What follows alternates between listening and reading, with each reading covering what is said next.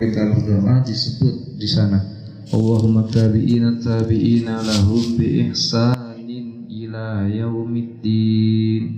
Semoga kita termasuk dari golongan tabi'in, orang yang mengikuti jejak Rasul, orang yang mengikuti perjalanan para nabi, at-tabi'ina ila yaumiddin bil ihsani, yang mempunyai derajat ihsan, yaitu dia seakan-akan melihat Allah ataupun Allah yang melihatnya, ila yaumiddini, hingga hari kiamat nanti. Hari yaumiddini yaitu hari kebangkitan, hari di mana kita dimintai pertanggungjawaban dari semua yang pernah kita lakukan, yang pernah kita perbuat di dunia, sekecil apapun. Bahkan di dalam surat Al-Quran disebutkan, dalam surat Alam Nasrah Laka Sadrak, disebutkan satu debu, satu biji seperti semut merah pun itu akan dihitung ketika menghadap kepada Allah besok di yaumul kiamah, di padang mahsyar, di hari kiamat. Ta'arruf ilallah, ta'arruf artinya yaitu ta'aruf, mengenal, mengetahui, ilallahi Allah. Bagaimana cara mengetahui Allah? Yaitu firrohai ya'rifka, yaitu dengan cara mengenalnya. Ketika kita mengenal seseorang, maka ia akan semakin tahu, oh orang ini seperti ini, oh karakternya seperti ini.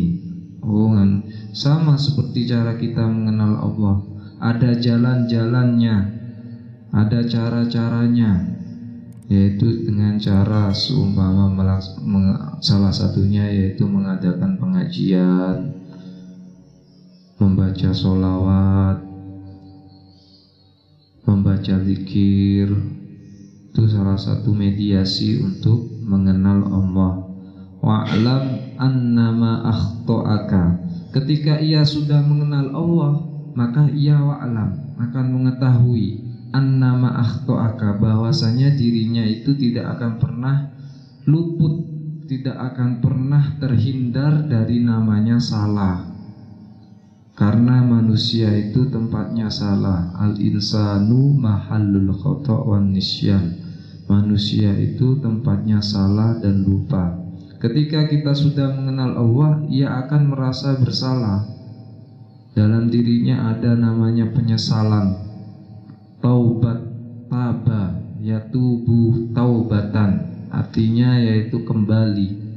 Taba, tubu ilallah, kembalilah kepada Allah. Taba, yatubu taubatan. Seseorang yang sudah kembali kepada Allah berarti artinya ia sudah dekat kepada kematian. Karena kematianlah yang akan menunjukkan jalan untuk menuju kepada Allah. Ketika sudah merasa salah, lam yakun liyusibak, dia tidak akan pernah mengenal namanya musibah. Musibah yang seperti sekarang Gunung Semeru meletus, gunung meletus, banjir, tsunami. Itu menunjukkan bahwasanya apa? Bahwasanya ia merupakan makhluk yang penuh dengan rasa salah. Lam yakun liyusibak, maka ia tidak akan pernah tahu tentang apa itu musibah. Karena ia sudah asyik, sudah cinta, sudah ada dalam naungan Allah, sudah ada dalam lindungan Allah. Maka dari itu kalau wali itu mempunyai sifat wajib, namanya yaitu mahfud. Sifat wajibnya para aulia yaitu mahfud, dijaga. Sedangkan sifat wajibnya para nabi dan rasul maksum, direksa, dijaga dari perbuatan dosa. Kalau para aulia itu mahfud, dijaga dari suatu bahaya seperti musibah, salah satu bahaya cobaan, dijaga Dijaga apa? Dijaga hatinya, dijaga pikirannya, dijaga mulutnya, dijaga tangannya, dan seluruh tubuhnya, seluruh badannya dijaga. Wa ma asabak lam yakun liyukhtika. Wa ma asabak, dan ia tidak akan pernah merasakan masalah. Masalah sebesar apapun ia rasakan ringan, ia rasakan mudah. Karena apa? Wa'lam anna nasra ma'as sabri. Karena orang-orang seperti itu tahu anna nasra, sesungguhnya pertolongan Allah itu ma'as sabri, selalu bersama dengan sabar. Orang yang sabar ia pasti akan ditolong. Sedangkan orang yang murka ia selalu akan ditimpa masalah. Orang yang pemarah ia akan selalu ditimpa namanya masalah. Orang yang sabar akan selalu ditolong. Wa annal faraja ma'al karbi, dan sesungguhnya kebahagiaan itu bersama dengan pertolongan. Wa anna ma'al usri yusra, dan sesungguhnya kesulitan itu bersama kemudahan. Itulah termasuk contoh dari orang-orang yang diberikan kesempatan selama hidup di dunia untuk mendekatkan diri, untuk bertobat, untuk kembali kepada Allah. Taubat artinya dari kata taba. Taba itu fi'il madi. Taba yatubu. Fi'il madi itu yaitu sesuatu yang pernah terjadi, sesuatu yang sudah terjadi. Yatubu yaitu yang akan, yang sedang terjadi. Taubat itu artinya yang terjadi. Taubat itu artinya kembali saat ini. Taubatan, kembali saat ini. Taubatan nasuha, kembali saat ini dalam keadaan bersih. Maka dari itu seorang yang sudah meninggal harus dimandikan secara benar, dikafani, dibersihkan seluruh tubuhnya dari najis seperti kotoran maupun yang lainnya. Kan dipenak dulu ketika sudah meninggal. Nah, itu termasuk dari sifat taubat, yaitu kembali. Inna lillahi wa inna ilaihi raji'un. Sesungguhnya kami ilaihi, kembali kepadanya, wa ilaihi raji'un. Inna lillahi, sesungguhnya lillahi kepada Allah, ilaihi kami kembali kepadanya, wa ilaihi raji'un. Ketika seseorang sudah menempuh jarak sebegitu lamanya kembali kepada Allah, maka ia akan merasakan rasa detik jantung dan segalanya. Itu namanya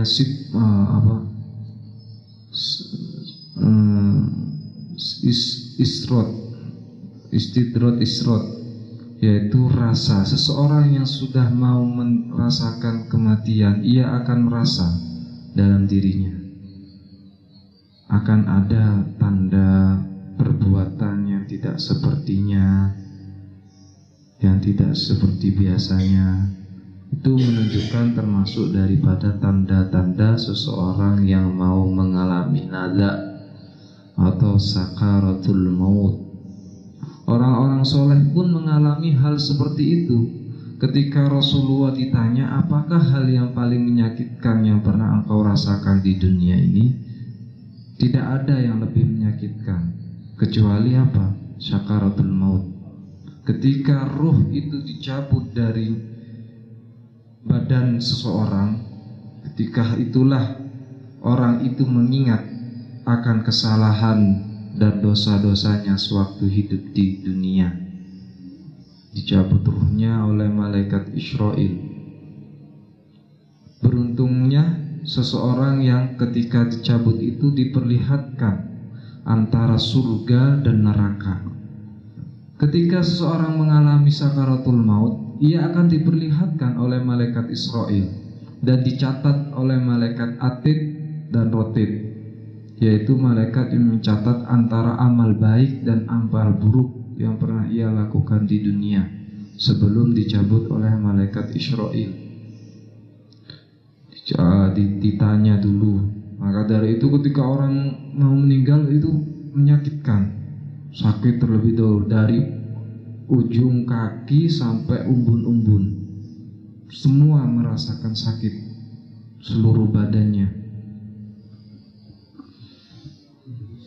Ketika ruh sudah dicabut dari sana, seorang itu ketika ia dikatakan orang yang beriman dan Islam, ia akan mengingat satu kalimat, yaitu syahadat. Ia akan mengucapkan la ilaha illallah Muhammadur Rasulullah.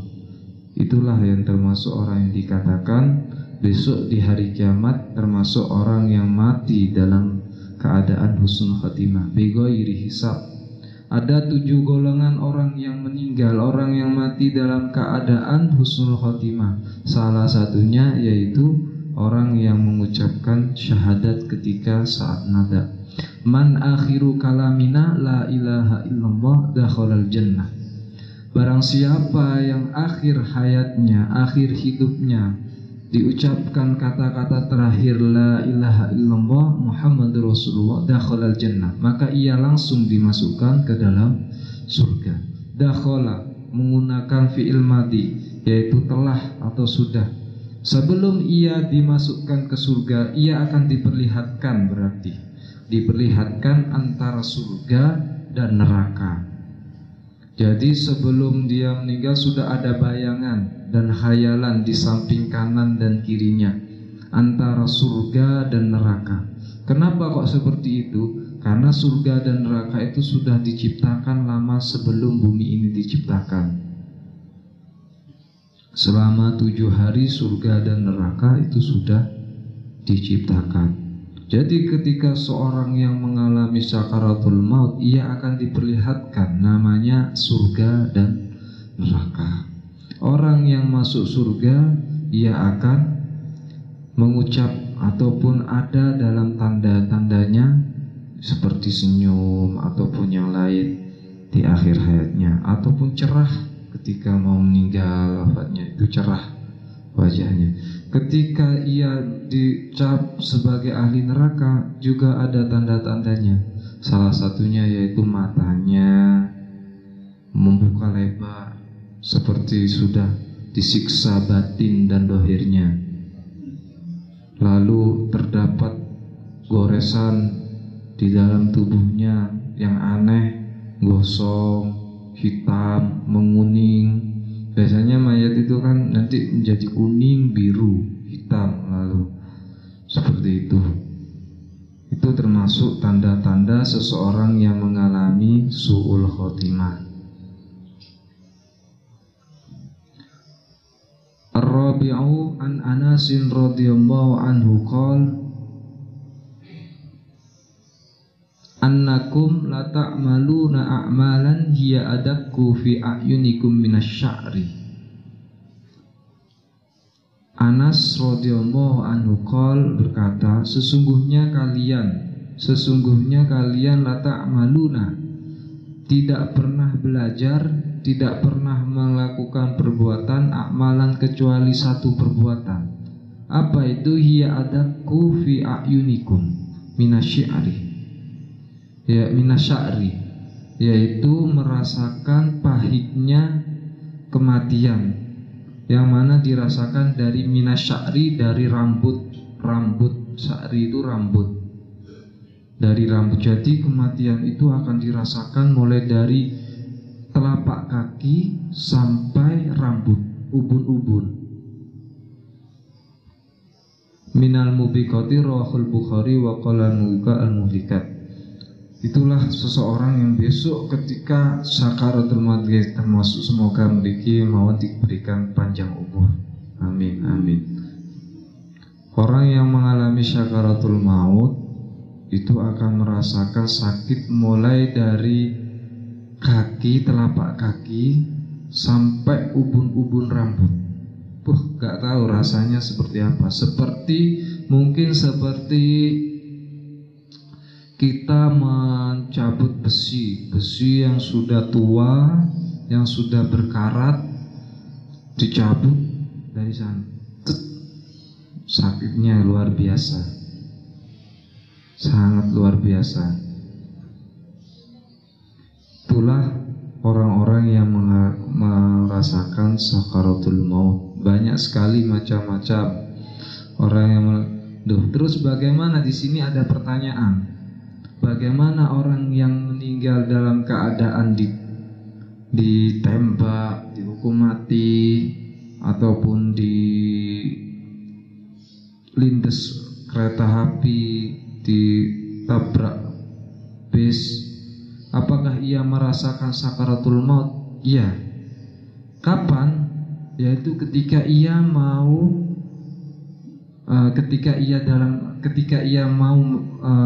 mengalami kecelakaan tersebut. Seperti Vanessa Angel, Bibi Firmansyah, ia merasakan sakaratul maut. Ada rasa-rasa, ada tanda-tanda seperti sopirnya tidak biasa seperti biasanya. Dan di sana ada rasa-rasa sebelum ia mengalami kecelakaan. Nah, terus waktu kapan ia merasakan rasa yang sangat parah, yang sangat sakit, yaitu ketika maut, ketika ia terus tebrak, di sanalah malaikat itu langsung mencabut nyawanya. Malaikat di sanalah ia merasakan sangat sakitnya mati. Maka dari itu mati itu tidak enak. Mati itu tidak enak karena sangat menyakitkan. Ketika Rasulullah ditanya oleh sahabat Umar, apakah apa yang pernah rasa sakit apa yang paling sakit, yaitu ketika kita mengalami syakaratul maut, mengalami nada, mengalami kematian. Di sanalah rasa sakit yang tiada tara, tiada banding, tiada tanding.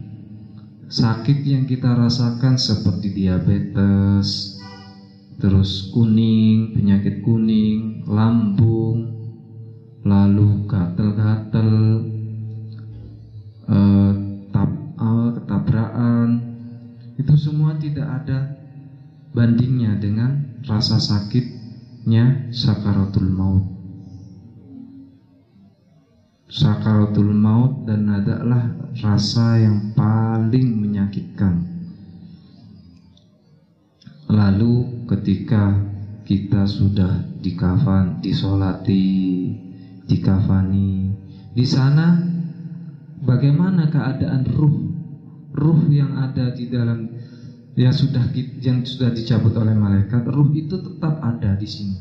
Ketika kita melaksanakan sholat jenazah, di sana akan hadir orang yang kita sholati. Ketika dimandikan lalu dibawa ke liang lahat, itu ruh kita akan tetap hadir di sini. Maka dari itu ada sebuah pepatah, kalau gak hadis ini, utlubul ilma minal mahdi ilal lahdi, minal mahdi ilal lahdi. Carilah ilmu mulai dari engkau dalam kandunganmu. Seseorang yang ada di dalam kandungan itu sudah bisa belajar, sudah bisa mencari ilmu. Dengan cara apa? Melihat, mendengar sesuatu yang ada di sekitar. Maka dari itu sesuatu yang ada di sekitar lingkungan itu berpengaruh pada janin. Kalau janin itu sering dibacakan sholawat, maka ia besok besarnya insya Allah akan cinta namanya sholawat. Kalau masih kecil sudah dibacakan lagu-lagu seperti lagu-lagu barat, besarnya ia akan cinta akan budaya barat. Minal mahdi ilal lahdi, mulai dari kandungan ilal lahdi sampai ke kuburan. Loh, bagaimana kok di sini sampai kuburan? Kan sebelumnya itu ada proses namanya pemandian mayat. Setelah itu sholat. Setelah sholat kita hantarkan sampai liang lahat. Di sana ruh kita tetap belajar. Lalu setelah kita sudah dipendam di sana, ruh itu akan dibawa ke alam kubur. Malam pertama dipertanyakan oleh malaikat mungkar nakir, Marrabbuka, siapakah Tuhanmu? Waman nabiyuka, dan siapakah nabimu? Wama kitabuka, dan apakah kitabmu? Wama dinuka, dan bagaimana agamamu? Itulah pertanyaan-pertanyaan yang ada di alam kubur. Lalu setelah itu, setelah malam pertama, malam kedua, sampai malam ketujuh, kita akan diberikan kesempatan, ruh itu akan kembali ke dunia, akan bangkit lagi ke dunia, yaitu diberi kesempatan apakah tetap anak turun kita, anak cucu kita itu memberikan kita tahlil ataupun sholawat, membacakan yang bisa memberikan kita ketenangan di alam kubur. Di sana ketika anak cucu kita merayakan seperti tahlil, maka ia akan bunga, akan senyum, akan gembira di alam sana. Tapi ketika tidak dilaksanakan apapun, malah kita berpesta pora, apalagi sampai membahas warisan, sampai memakan korban, naudzubillah, itu, maka ketika malam ketujuh itu akan menangis, bersedih melihat anaknya berebut warisan, anaknya saling senggol satu menyaku, anaknya saling sikut menyikut, bersedih. Setelah malam ketujuh selesai, kita kembali ke alam kubur. Ke alam kubur sana merenungkan anak turun, anak cucu kita, apa yang sedang ia lakukan, apa yang pernah ia lakukan, apa yang ia bicarakan. Itu kehidupan yang di alam kubur. Kehidupan yang itu sebenarnya ngelakoni kailan-kailan kubur tahu. Mereka semua tahu dengan cara apa? Mendengar. Allah nanti memperlihatkan kepada mereka apa yang dilakukan seperti itu. Maka dari itu tidak mustahil kalau jin korin menyerupai mayat. Jadi ketika seseorang itu katanya melihat, dek malam ketujuh iki biasanya teko mayite, malam kepapat, ketelu, kepapat, kepitu, ini teko biasanya mayite. Lah apakah itu? Iya, ruhnya itu si mayit tersebut. Namun ketika sudah menyerupai jasad, itu jin, nyusut jin, namanya jin korin. Jin yang sangat dekat dengan kita, itu namanya jin korin. Tugas jin korin itu apa? Yaitu mempengaruhi manusia untuk melakukan perbuatan yang tidak baik, perbuatan yang jelek. Itu tugasnya jin korin. Mungkin corona itu kan diambil dari kof, ro, dan nun. Kof, ro, nun.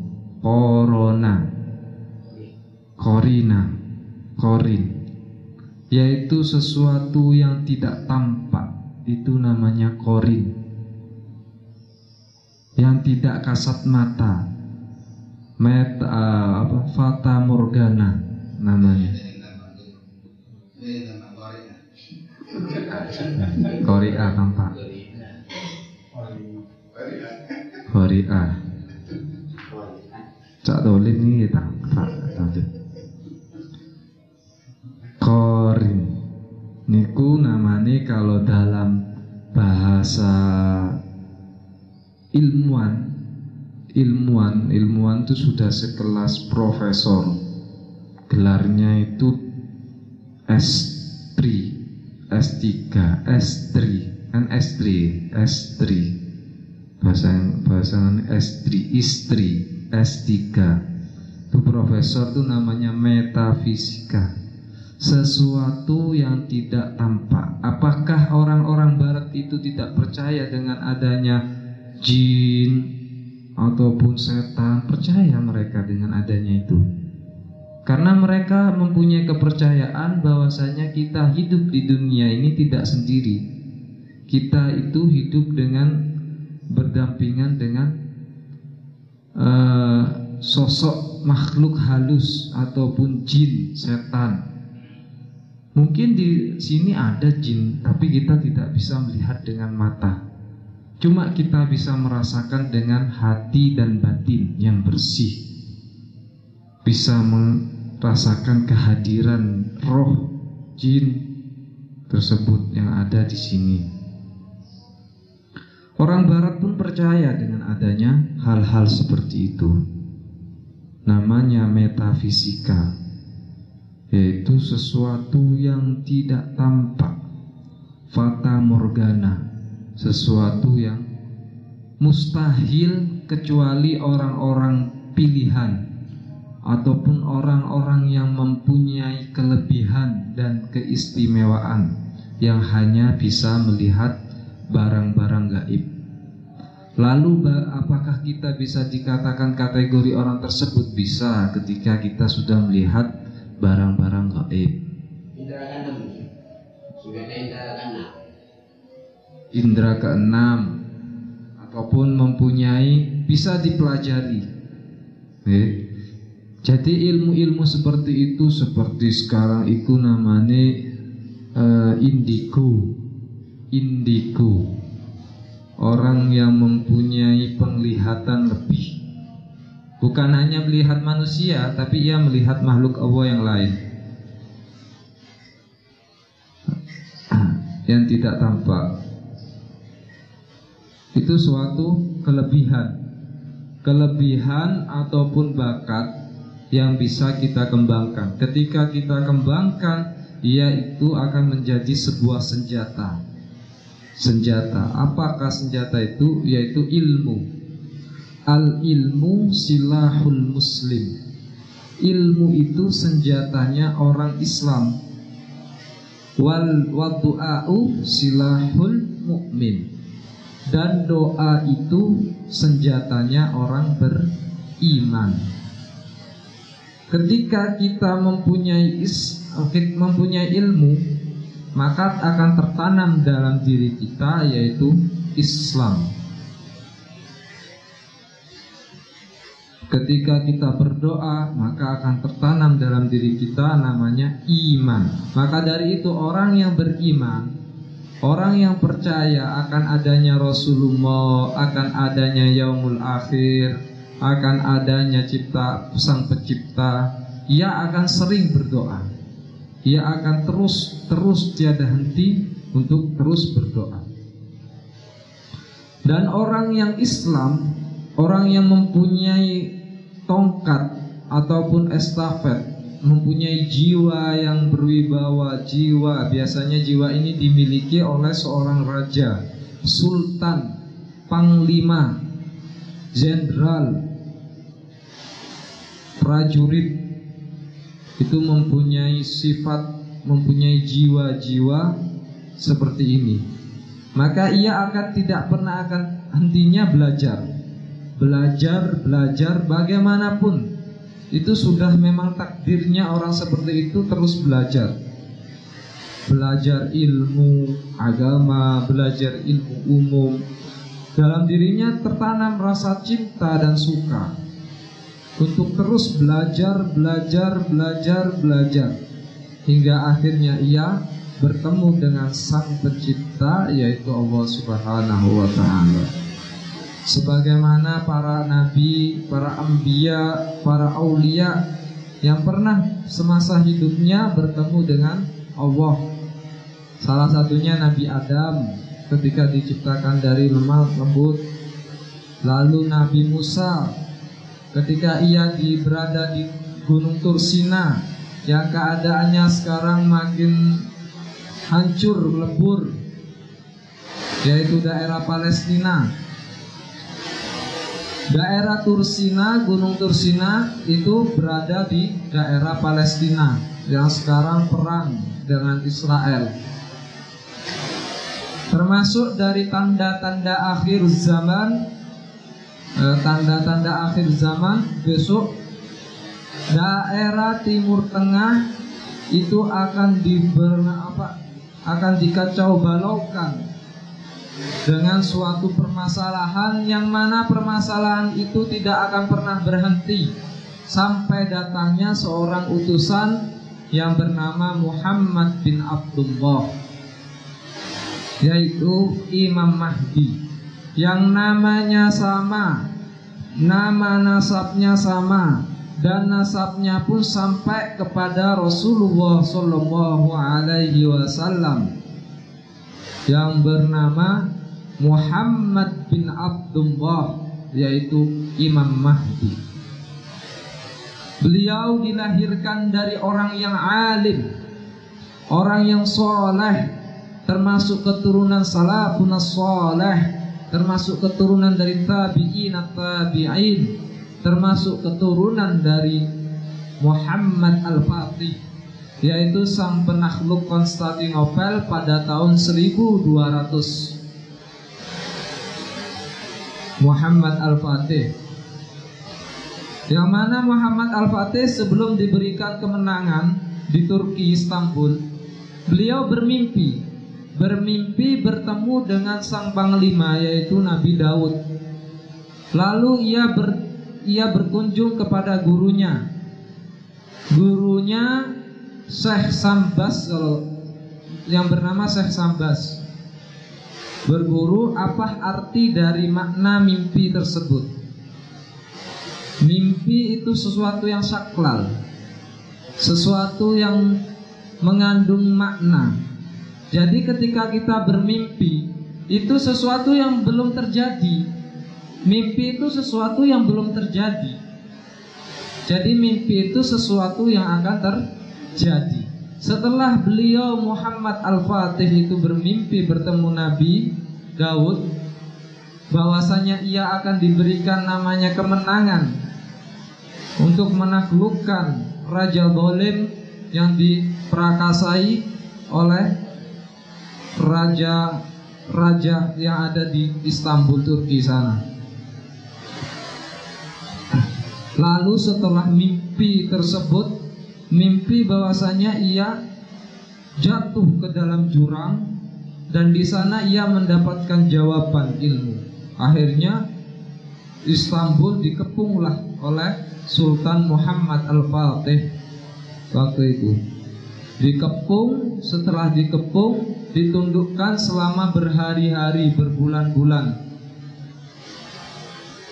Lalu datanglah namanya kemenangan. Sampai sekarang dikenang dengan namanya kota Iskandaria, kota yang terbuka, kota Istanbul, yang sekarang presidennya yaitu Tayyip Erdogan, yang mengumpulkan 1000 hafidh wa hafidhul Quran rahimahumullah ta'ala.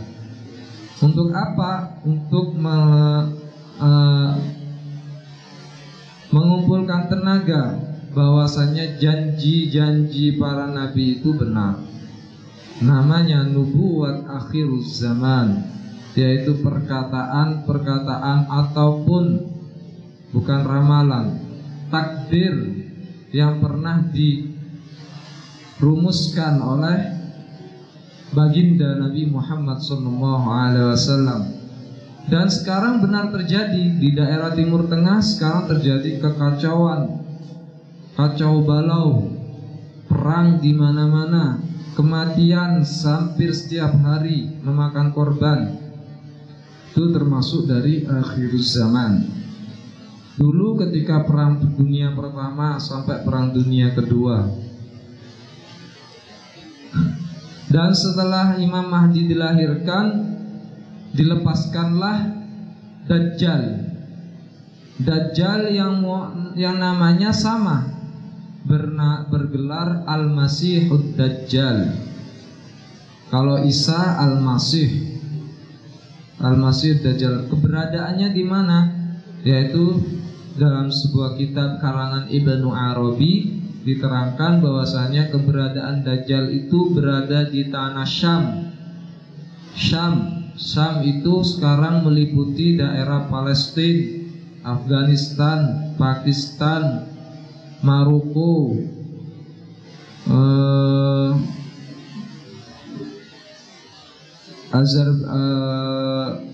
Mesir. Pokoknya daerah-daerah sana ada 7 negara. Di sanalah Yaman terletak di antara negara Yaman dan negara Afghanistan. Di sana ada sebuah pulau terpencil. Di sanalah keberadaan Dajjal saat ini. Lalu diturunkanlah Nabi Isa alaihissalam dari langit ke-7, diturunkan di kota Damaskus di daerah Irak, kelahiran Syekh Abdul Qadir Al-Jailani radhiyallahu anhu. Di sana ada menara putih, yang mana daerah tersebut mulai dulu sudah diperebutkan antara Muslim dengan orang Kristen, Nasrani dan Islam selalu berebut. Maka ke sana itu masjidnya itu berdampingan dengan gereja. Di sini masjid, sini gereja. Ada menara putih di sana, itulah yang dikatakan besok yang dijanjikan Nabi Isa akan turun di menara putih tersebut. Setelah itu sholatlah di masjid tersebut, masjid yang ada di Irak. Lalu Imam Mahdi menawarkan diri kepada Nabi Isa untuk menjadi imam. Tapi Nabi Isa tidak menginginkannya. Akhirnya Imam Mahdi mengimami 70.000 orang. 70.000 orang yang besok akan memerangi orang-orang Yahudi. Yahudi sekarang itu daerah Israel, di mana-mana pasti ada Yahudi sekarang. Dan akhirnya orang-orang Nasrani, orang-orang Kristen sadar bahwa dirinya itu salah. Yang ia sembah selama ini bukanlah Nabi Isa, tapi orang yang Allah ciptakan mirip menyerupai Nabi Isa. Kenapa kok Nabi Isa waktu itu dijadikan sebagai tumbal, wadah untuk penembusan orang? Karena waktu itu Nabi Isa mempunyai kelebihan, seperti bisa menyembuhkan penyakit mata, tunanetra. Lalu orang yang meninggal, orang yang mati bisa dibangkitkan kembali. Orang yang sudah denyut nadinya semuanya sudah mati dibangkitkan kembali oleh Nabi Isa. Akhirnya dari sana orang-orang Yahudi dan Nasrani mempunyai pikiran bahwasanya Nabi Isa itu adalah Tuhan, bukan orang sembarang. Mulai lahir sudah dianggap sebagai anak Tuhan, karena lahir dari rahim Maryam, Siti Maryam, dalam keadaan tidak ada bapak dan ibu.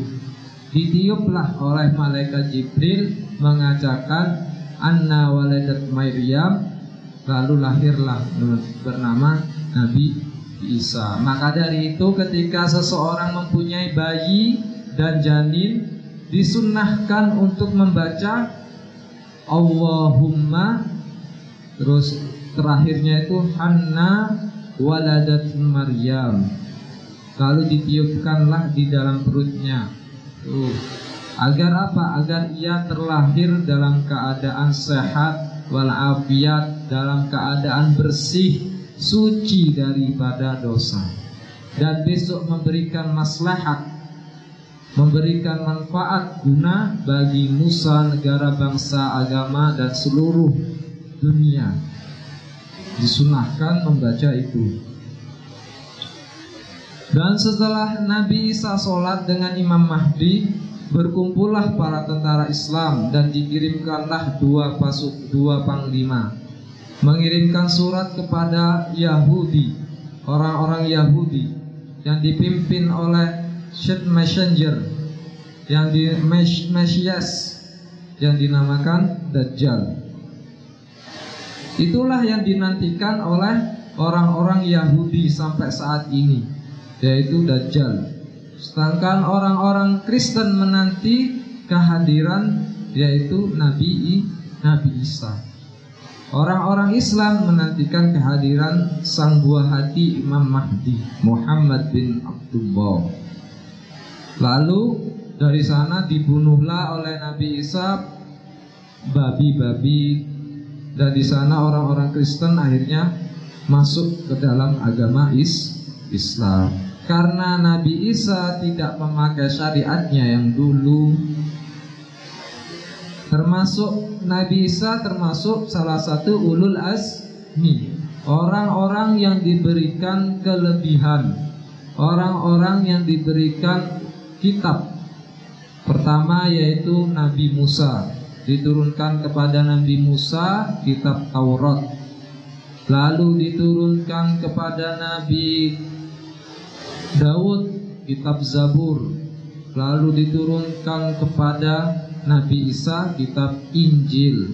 Yang terakhir baginda Nabi Muhammad SAW, yaitu kitab Al-Quran, yang sampai saat ini kita bisa baca, kita bisa hafalkan, kita renungi, kita dalami, kita pelajari, dan bisa kita amalkan dalam kehidupan sehari-hari. Karena Al-Quran itu dilindungi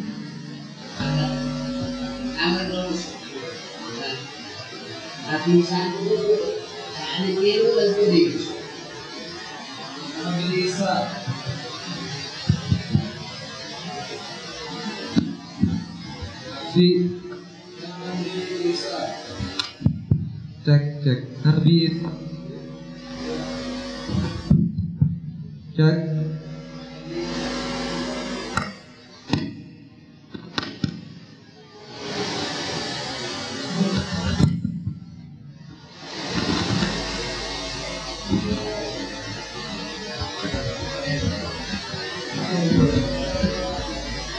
Isa itu berada sekarang, ada yang mengatakan di bumi, terus ada yang mengatakan ada di surga, ada di langit. Besok dari akhir sana bumi akan hadir kembali, akan datang kembali dengan tetap memakai syariat yang dipakai Nabi Muhammad SAW. Tetap memakai syariat Nabi, yaitu memakai Al-Quran, bukan memakai Injil. Dan Nabi Isa di sana disuruh membunuh seluruh babi yang ada di muka bumi ini. Maka dari itu setelah sholat datanglah Dajjal. Kita dianjurkan fil alamina innaka hamidum majid. Allahumma firli, ya Allah ampunilah kami, ampunilah aku, firli ma qaddamtu, dengan dosa-dosa yang telah aku lakukan, wa ma akhartu, dan dosa-dosa yang akan datang yang kita tidak pernah tahu apa yang kita lakukan setelah ini. Kita mungkin melihat manusia, melihat dengan keadaan kagum, berbuat dosa, wa ma akhartu wa ma qaddamtu wa ma akhartu wa ma asrartu, dan suatu rahasia-rahasiamu yang ketahui, wa ma alamtu, dan pengetahuanmu. Allahumma inni, ya Allah jauhkanlah kami. Allahumma inni a'udzubika min adzabil qabri, dari siksa alam kubur yang pedih, wa min adzabin nar, dan dari siksa api neraka, wa min fitnatil mahya wal mamati, dan dari kejinya. Fitnah itu keji. Dari fitnahnya kehidupan dan kematian. Apakah ada fitnah setelah kematian? Ada. Setelah kita mengalami kematian, kita akan merasakan fitnah yang sangat parah. Fitnatil abdi, yaitu fitnah yang berupa kita akan membandir di dalam alam kubur oleh malaikat diberikan pertanyaan, yang mana pertanyaan tersebut ketika kita tidak bisa menjawab, maka langsung kita dihampas oleh besi yang sangat panas oleh malaikat Munkar Nakir. Maka dari itu setelah kematian tetap ada namanya fitnah. Wa min fitnati masihid dajjal, dan dari fitnah dajjal. Kenapa kok kita dianjurkan berdoa seperti itu? Karena ketika kita sampai, mungkin ada yang sampai, kalau tidak sampai,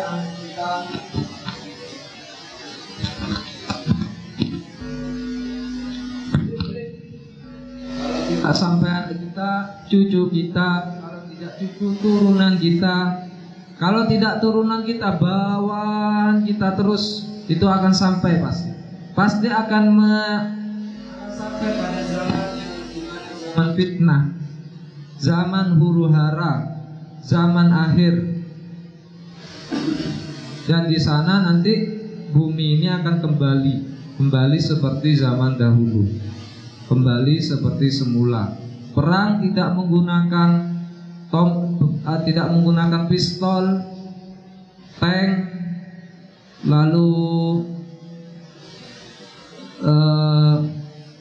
nuklir, tapi perang nanti akan kembali ke mula menggunakan pedang, unta, lalu tombak, panah, seperti itu. Perang besok di akhir zaman.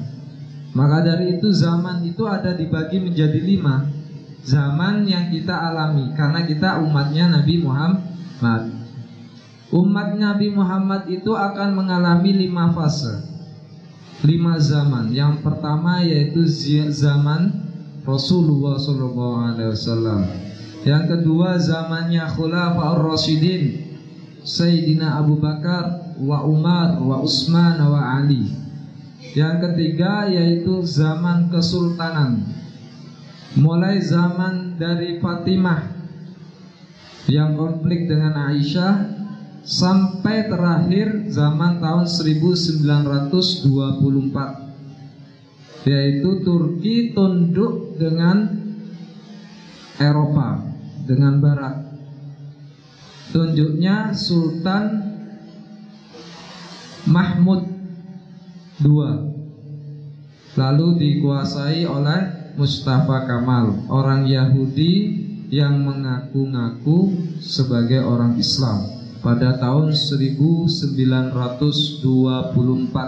hampir 1 abad, 2 tahun lagi 1 abad.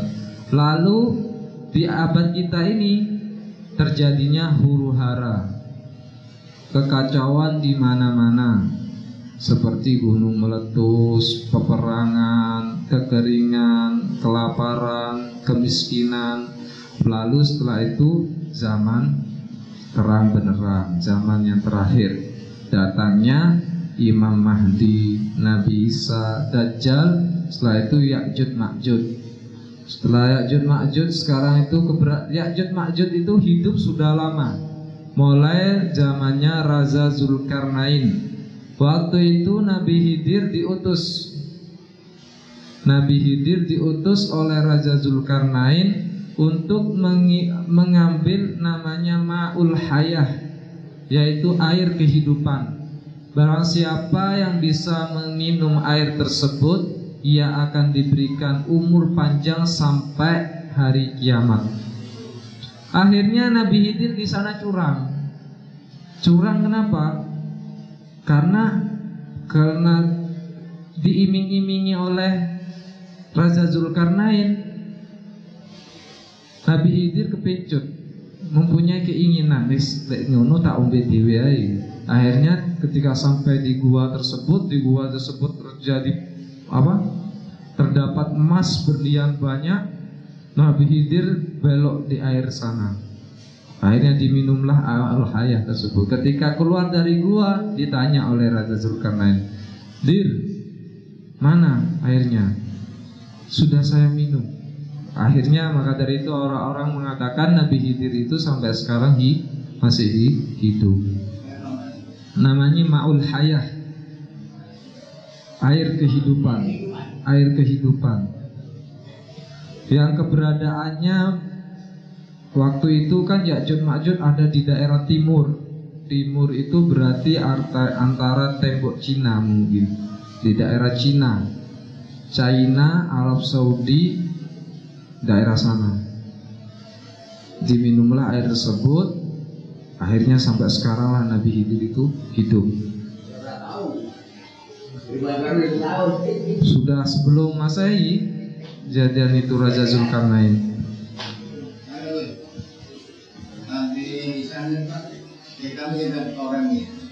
Injil. Nabi Musa, Taurat, Nabi Daud,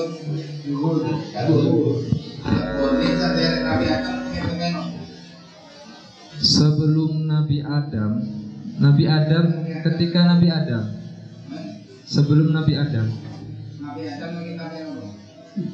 Adam ke damar syariat yang sudah disampaikan oleh Allah.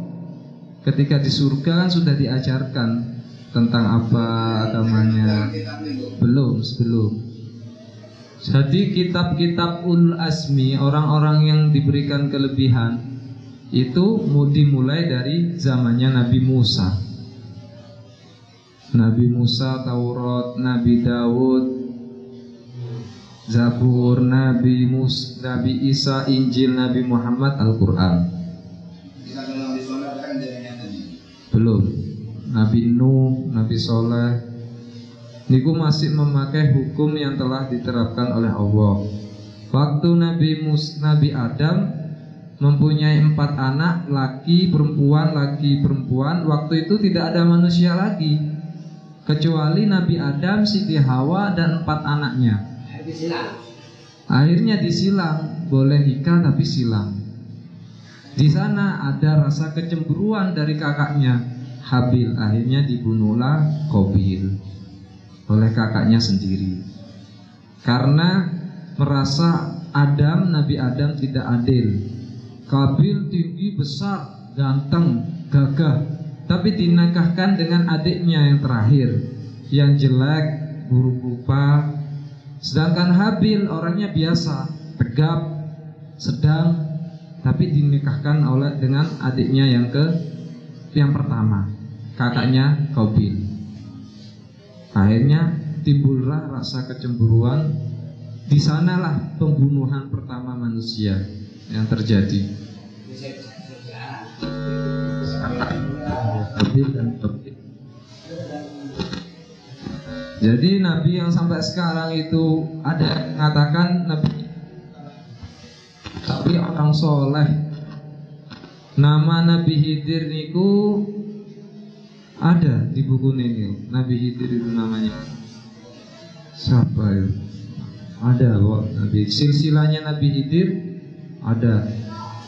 Raja Zulkarnain waktu itu disuruh oleh penduduk yang ada di negeri tersebut. Negeri tersebut diserang oleh yang namanya Ya'juj Ma'juj. Ya'juj Ma'juj itu keturunan dari Nabi Nuh.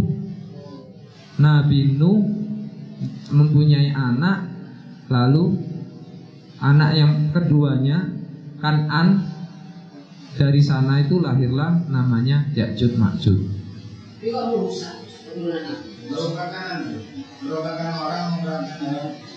Ya'juj Ma'juj itu manusia? Bukan. Manusia yang mempunyai kekuatan. Orang-orang nabi-nabi terdahulu kan besar, tinggi, mempunyai kekuatan yang di luar akal. Jadi ya ketika melihat air sungai langsung dia minum, langsung habis langsung. makan, melihat buah-buahan langsung habis, hancur semua. Terjadi prosesnya hari kiamat seperti itu. Prosesnya hari kiamat. Setelah Ya'juj Ma'juj itu setelah kematian Dajjal. Ketika Dajjal muncul dikeluarkan dari kerangkeng hukuman, kita akan merasakan 1 hari Dajjal itu seperti 1 tahun, 2 harinya seperti 1 bulan, 3 harinya seperti 1 minggu, lalu 4 harinya dan seterusnya seperti hari-hari biasa. Berapakah umur Dajjal besok ketika sudah dikeluarkan dari kerangkeng? 40 hari. Hanya 40 hari, tapi seperti sudah bertahun-tahun. Okay. Maka orang mengatakan, ada lagunya, buat apa hidup 1000 tahun tapi tak gunanya, apa gunanya?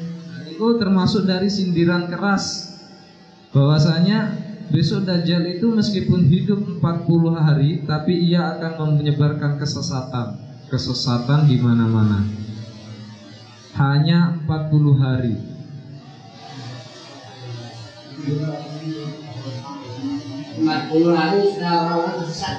Sesat.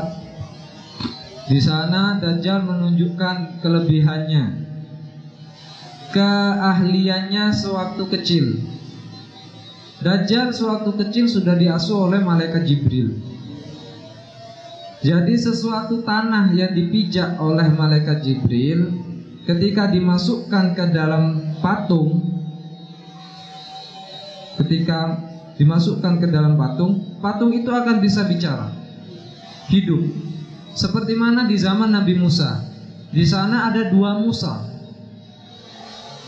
Yang pertama yaitu Nabi Musa, yang kedua yaitu Musa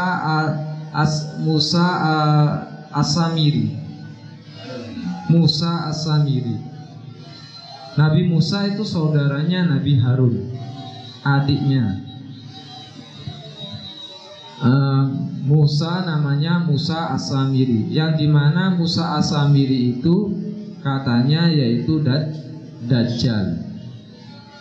Dajjal yang ada. Lalu ketika Nabi Musa itu berdakwah keluar dari tanah Israel, tanah Yahudi, datanglah Musa As-Samiri dengan mengajak kaumnya Nabi Musa. Dengan cara apa? Yaitu dengan cara memasukkan tanah. Dari tanah itu dimasukkanlah ke patung. Akhirnya patung yang menyerupai sapi betina itu bisa bicara. Satung emas itu bisa bicara. Akhirnya kaum Yahudi kembali lagi ke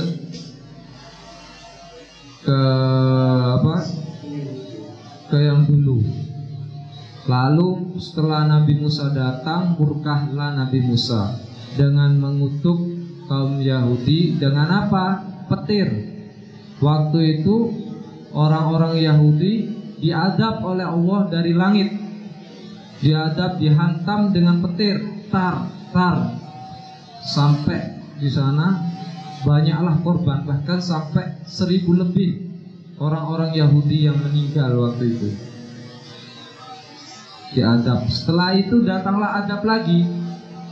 Kenapa? Karena orang Yahudi melanggar.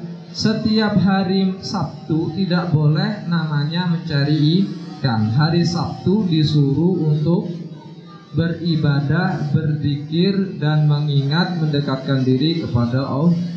Akhirnya apa? Nah, para kaum Yahudi tersebut dikutuk menjadi kera dan babi. Setelah ia kembali, akal liciknya datang. Apa carane gak ketemu Nabi Musa? Akhirnya sampai sekarang orang Tambak menggunakan cara tersebut. Jadi ketika seumpama sekarang hari Jumat,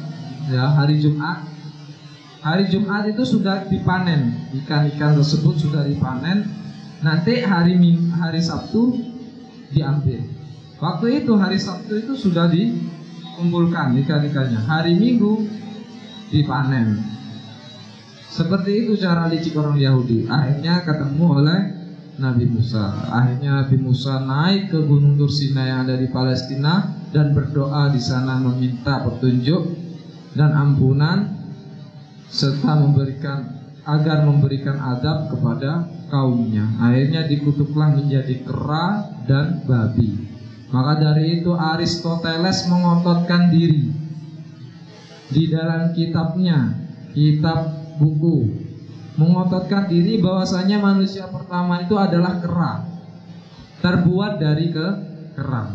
Karena kerangka kera itu sama dengan manusia. Manusia itu mempunyai namanya tulang ekor. Kera itu mempunyai tulang ekor. Bedanya manusia tidak bisa tumbuh, kalau kera bisa tumbuh. Itu Aristoteles. Ini kutukan gitu. Kutukan. Kera itu adalah kera sampai sekarang adalah kutukan. Maka dari itu ada yang mengatakan penjelmaan, penyerupaan dari orang yang telah dikutuk zaman dahulu oleh Nabi Musa. Dikutuk menjadi kera dan babi.